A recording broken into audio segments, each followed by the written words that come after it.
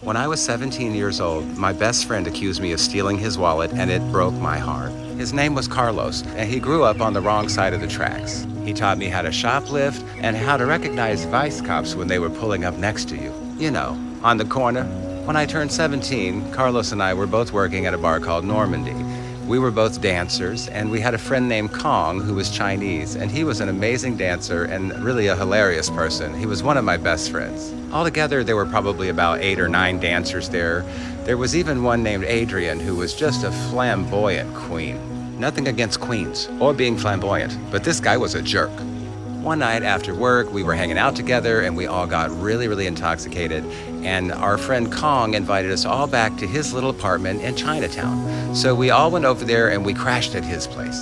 Carlos, Kong, and I were all 3 sleeping together on his mattress.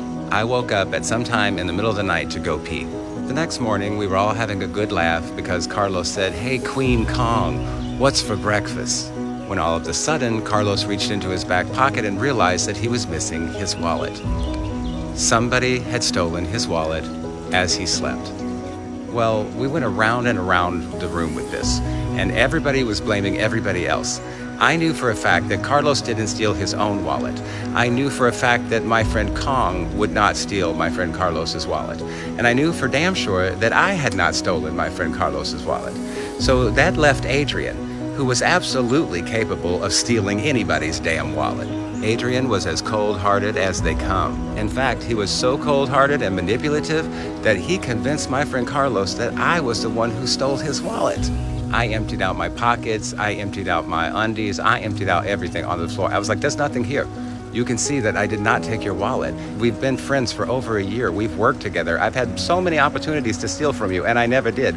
Why in the hell do you think that I would steal from you, my best friend?